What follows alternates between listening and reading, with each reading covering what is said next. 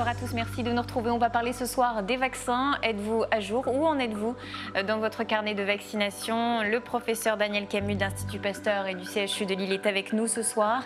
Mais d'abord, on reçoit également sur le plateau Hélène Jude. Bonjour, vous êtes juge d'application des peines à Lille. Vous êtes responsable local également de l'Union syndicale des magistrats. Ce syndicat qui a donc sorti ce livre qui revient sur l'histoire du syndicat au cœur de la justice.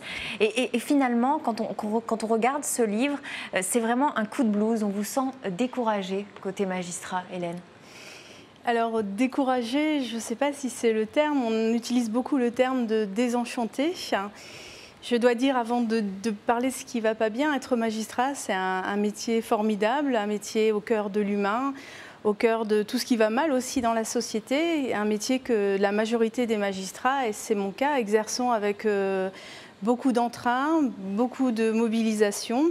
Mais effectivement, ce qu'on constate à la lecture de ce livre, c'est que les combats syndicaux que l'Union syndicale des magistrats mène depuis maintenant bien plus de 40 ans dans sa forme actuelle, eh bien, n'avance pas et qu'au contraire, au lieu de s'améliorer, la situation de la justice en France se dégrade.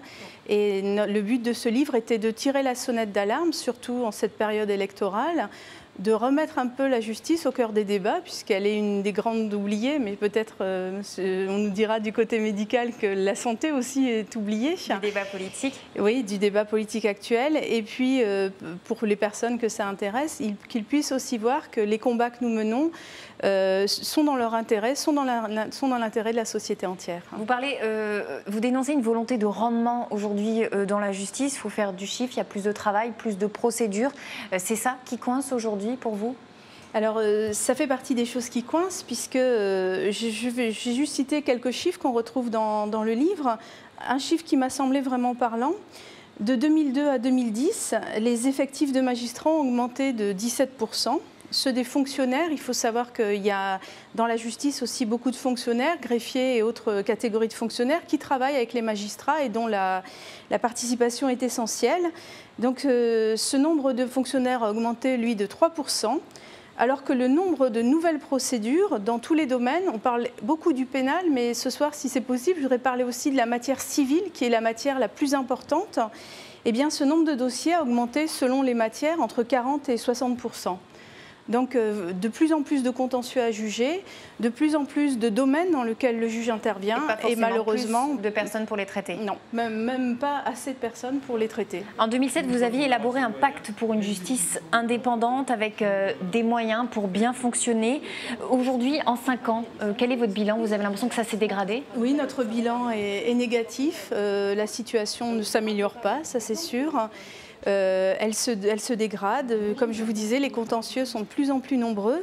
Il faut savoir, pour quelque chose qui touche particulièrement peut-être le public, c'est le juge d'instance. Alors c'est quelque chose dont on parle beaucoup moins que le juge pénal, mais les juges d'instance sont actuellement dans des situations extrêmement difficiles. On a fermé beaucoup de tribunaux d'instance.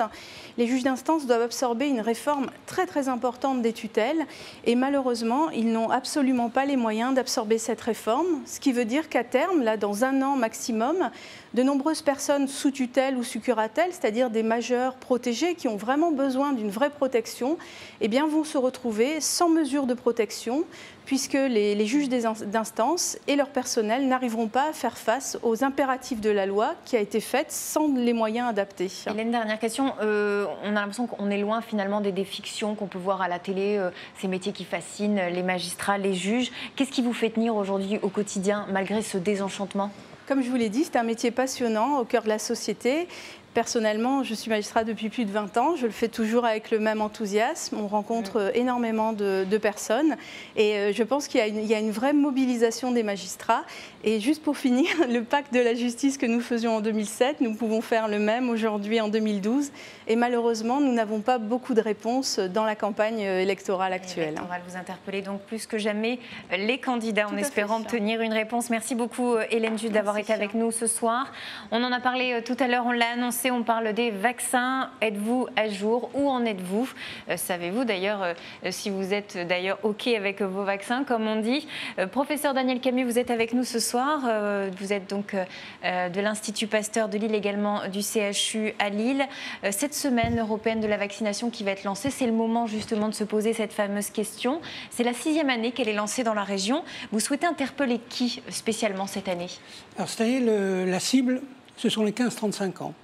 Parce qu'on voit une reprise d'un certain nombre de maladies infectieuses dans lesquelles sont directement impliqués les 15-35 ans. Je vais vous donner quelques exemples. L'exemple de la rougeole.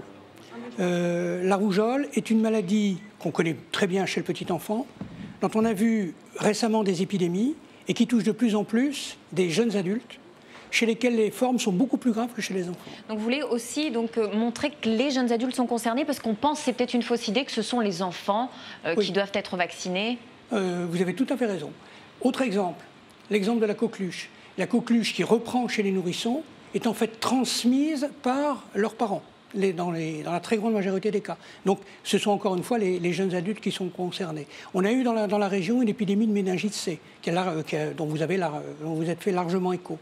Eh bien, c'est bien des jeunes encore de 15-35 ans qui sont touchés. On aurait pu les éviter? Voilà. On aurait pu les éviter si ça avait été vacciné. Justement, toutes ces maladies que je viens de mentionner sont des maladies qu'on peut éviter parce qu'on a des vaccins et que l'on sait que si l'on vaccine convenablement, qu'on a une couverture vaccinale, un nombre suffisant de personnes sont immunisées, eh bien on sait que ces maladies peuvent régresser, peuvent même disparaître. C'est quoi le problème, Daniel Camus, en France? On sait qu'on est en retard côté vaccination. Qu'est-ce qui coince? C'est la peur du vaccin? Alors, il y a eu des campagnes médiatiques, je dirais, peut-être très bien orchestrées par des ennemis de la vaccination qui ont créé un tort considérable. Et quand on voit ce qui se passe dans les autres pays européens, nous sommes actuellement montrés du doigt par l'ensemble de nos partenaires européens, parce qu'on n'est franchement pas bon. C'est quoi? C'est la peur des effets secondaires? Aujourd'hui, vous souhaitez dire tout ce qu'on fait, nos vaccins sont sûrs? Alors, là-dessus, vous pouvez être certain. D'abord, quand un vaccin sort dans un pays, ce n'est pas uniquement la France, c'est l'ensemble du système européen, voire mondial, donc avec des études qui sont faites de façon extrêmement sérieuse. Mais il n'y a pas que ça. Il y a aussi le fait que certaines populations, en particulier les populations précaires, sont difficiles à toucher.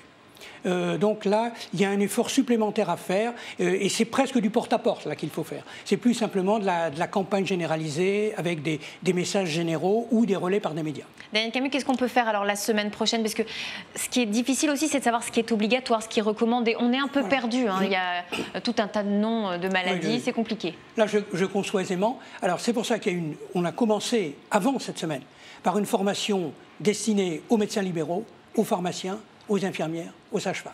Et le but, c'est que chacun puisse aller voir un professionnel de santé, je viens de les citer, c'est une action qui est entamée avec l'Agence régionale de santé, et que chaque citoyen puisse aller consulter un professionnel de santé à propos de son calendrier vaccinal. Eux ont des consignes.